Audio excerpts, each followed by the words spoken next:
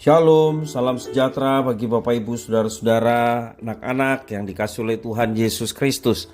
Berjumpa kembali bersama saya Pendeta Eka di dalam renungan firman Tuhan pada hari ini, hari Rabu 7 Desember 2022. Sukacita dan damai sejahtera dari Tuhan Yesus kiranya menyertai hidup kita sekalian. Puji nama Tuhan. Sampai pada pembacaan firman Tuhan hari ini, yakni kitab Yeremia pasal ke-22. Kiranya firman Tuhan sungguh memberkati hidup kita sekalian. Baik, sebelum kita akan merenungkan bagian firman Tuhan hari ini, kita akan berdoa terlebih dahulu. Tuhan Bapa di surga, di dalam Yesus Kristus, kami bersyukur Engkau telah memberkati kami sampai pada hari ini, dan kasih setia Tuhan yang kami boleh alami sungguh nyata. Biarlah semuanya itu menjadikan kami semakin mengenal pribadi Tuhan. Dan melalui pengenalan akan Tuhan yang terus ditambah-tambahkan, kami mau terus mengabdikan diri kepada Tuhan. Kami mau terus setia kepada Tuhan melalui kebenaran firman Tuhan yang sebentar kami akan renungkan. Kau mampukan untuk kami dapat mengertinya, serta Engkau menolong kami untuk kami dapat menerapkannya dalam hidup kami. Terima kasih Bapa, terpujilah namamu. Demi nama Tuhan Yesus kami berdoa. Haleluya. Amin.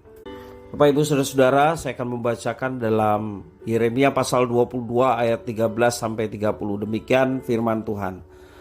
Celakalah dia yang membangun istananya berdasarkan ketidakadilan dan anjungnya berdasarkan kelaliman, yang mempekerjakan sesamanya dengan cuma-cuma dan tidak memberikan upah kepadanya, yang berkata, aku mau mendirikan istana yang besar, lebar, dan anjung yang lapang luas, lalu menetas dinding istana, membuat jendela, memapani istana itu dengan kayu aras dan mengecatnya merah.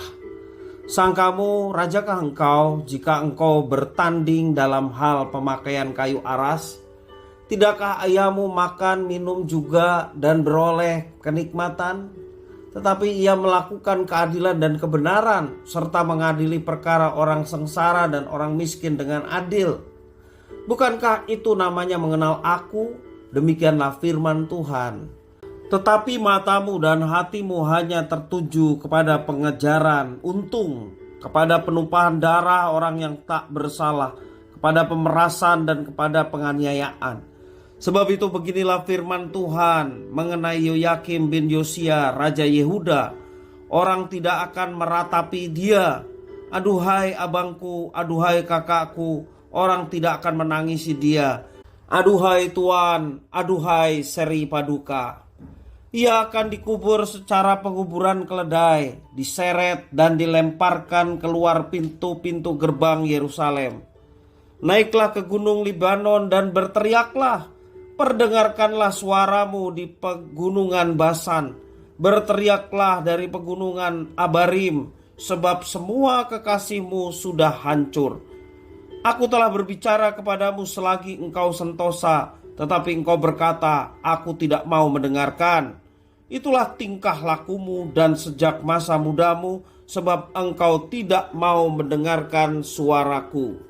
Semua orang yang menggembalakan kamu akan dihalau angin ribut, dan para kekasihmu akan diangkut tertawan.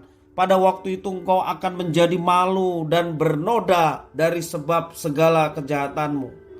Hai engkau yang diam di gunung Lebanon dan yang bersarang di pohon-pohon aras, betapa engkau akan mengeluh ketika kesakitan menimpa engkau. Kesakitan seperti yang ditanggung perempuan yang melahirkan.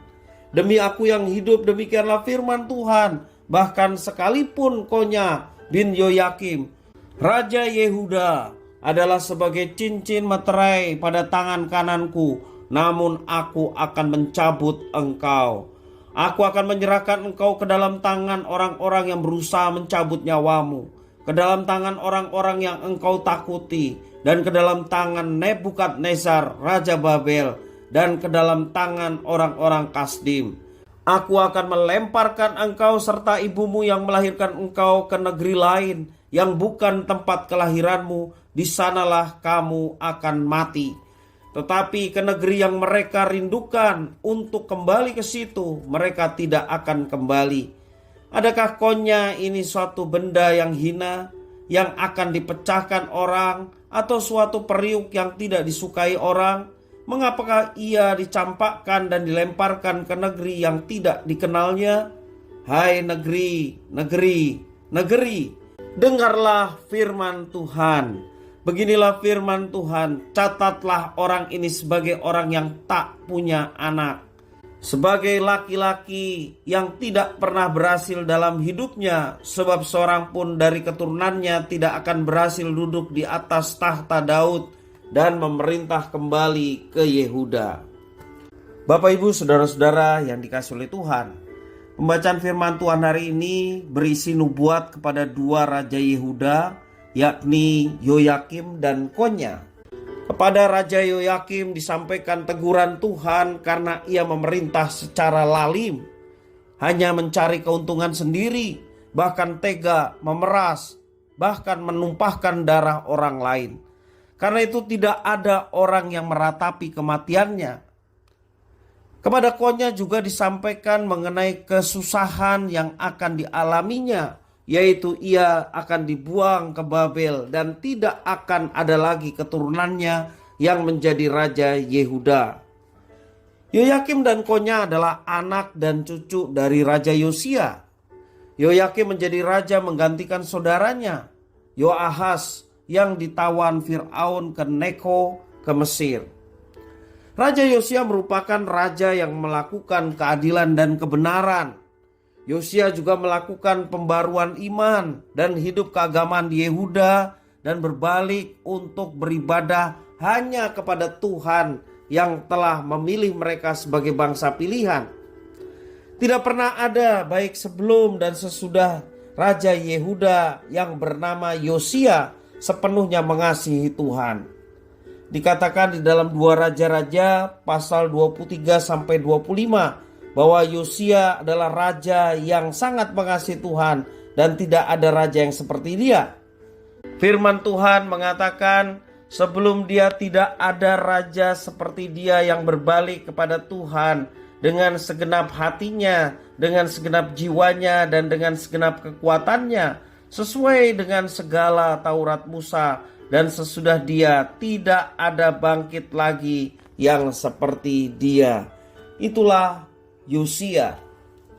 Segala kebaikan dan kebenaran yang dilakukan oleh Yosia bisa saja diteruskan dan diikuti oleh anak cucunya, yakni Yoyakim dan Konya. Yoyakim dan Konya bisa saja memilih untuk menjadi raja yang baik seperti ayah ataupun kakeknya Yosia. Namun sebaliknya, mereka memilih untuk mengabaikan teladan yang baik yang telah dilakukan oleh Yosia. Mereka memerintah menurut pandangan dan kehendak mereka sendiri. Itu semua membuat mereka jatuh ke dalam kejahatan dan pada akhirnya penderitaan. Kata pepatah mengatakan buah jatuh tidak jauh dari pohonnya. Tetapi dalam hidup beriman seringkali kita jumpai hal yang tidak demikian. Memiliki orang tua yang baik dan berhasil tidak menjamin anak-anaknya juga akan berhasil demikian. Begitu pula sebaliknya, memiliki orang tua yang lalim dan gagal tidak berarti anak-anaknya akan menjadi demikian juga. Kita bertanggung jawab atas diri kita sendiri. Dalam Yeremia pasal 31 ayat 29-30 mengatakan, pada waktu itu orang tidak akan berkata lagi, "Ayah, ayah, makan buah mentah," dan gigi anak-anaknya menjadi ngilu. Melainkan setiap orang akan mati karena kesalahannya sendiri. Setiap manusia akan makan buah mentah, giginya sendiri menjadi ngilu.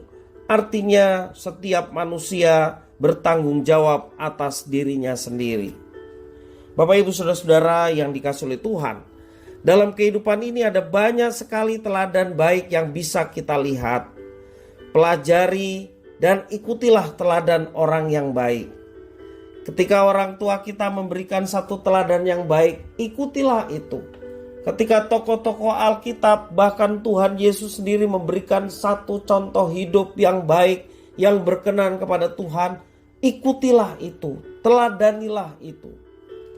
Entah dari orang tua, entah dari orang lain, mungkin dari sahabat, dari pimpinan, bahkan dari anak-anak, ketika itu sesuatu yang baik dan sesuai dengan kehendak Allah, teladanilah itu.